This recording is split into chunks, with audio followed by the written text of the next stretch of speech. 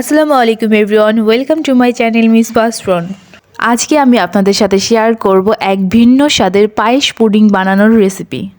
আপনারা হয়তো অনেক পুডিং খেয়েছেন, কিন্তু এই পায়েস পুডিংয়ের স্বাদটি যেমন ভিন্ন, বানানোর পদ্ধতিটিও তেমনি ভিন্ন।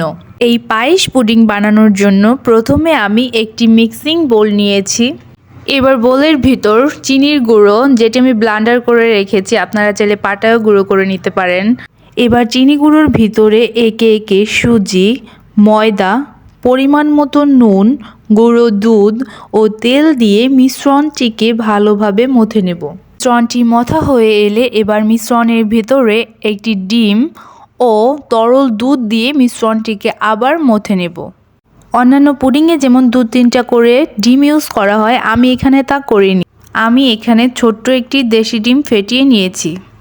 দেখুন, আমার মিশ্রণটি যখন এরকম হাতে লেগে আসবে তখন বুঝবেন মিশ্রণটি তৈরি হয়ে গেছে।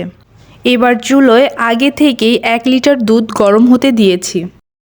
দুধটি গরম হয়ে আসলে দুধের ভিতরে আগে থেকে মথে রাখা মিশ্রণটি দিয়ে অনবরতভাবে নাড়তে থাকবো। গরম দুধের ভেতরে আমার আগে থেকে মথে রাখা মিশ্রণটি দেওয়া হয়ে গেছে। সাডেনলি আমার এখানে লোডশেডিং হওয়ার কারণে আমি ভিডিওটি ক্যাপচার করতে পারিনি, এজন্য আমি খুবই দুঃখিত। দেখুন, আমার পায়েস পুডিং করার জন্য মিশ্রণটি ঘন হয়ে এসেছে। এবার আমি হ্যান্ড মিক্সারের সাহায্যে একটু নেড়ে আগার আগার দিয়ে আবার হ্যান্ড মিক্সারের সাহায্যে ভালোভাবে মিশ্রণটিকে নেড়ে নেব। দেখুন, আমার মিশ্রণটি দেখতে কিন্তু একদম পায়েসের মতনই মনে হচ্ছে। এই পায়েস পুডিংটি খেতেও পায়েসের মতনই। আগার আগার দেওয়ার পরে আমি মিশ্রণটিকে এভাবে অনবরত নাড়তে থাকবো।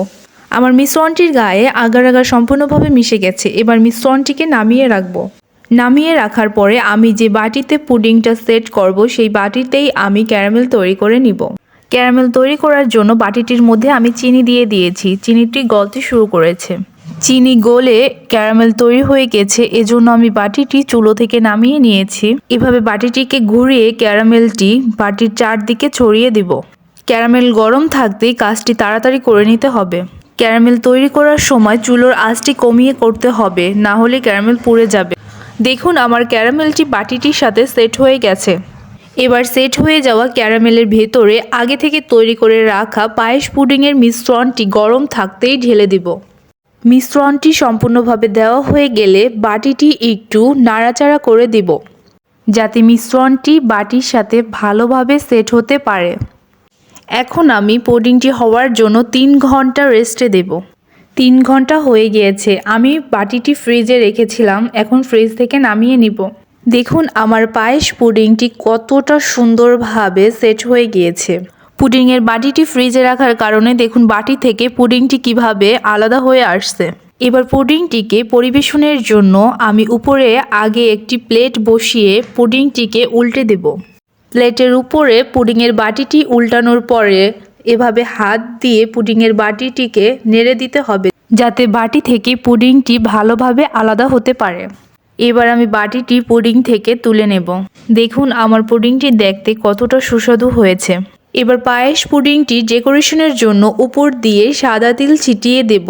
সাদা তিল দেওয়ার কারণে পায়েস পুডিংয়ের স্বাদটি আরও দ্বিগুণ হবে। এখন আমি আপনাদেরকে পুডিংটি কেটে দেখাবো। দেখুন, পায়েস পুডিংটি কতটা সফট হয়েছে। আমার এই পায়েস পুডিং বানানোর রেসিপিটি যদি আপনাদের ভালো লেগে থাকে, তাহলে এরকম আরও মজার মজার ভিন্ন স্বাদের রেসিপি পেতে আপনারা আমার চ্যানেলটিকে লাইক, কমেন্ট, সাবস্ক্রাইব করবেন।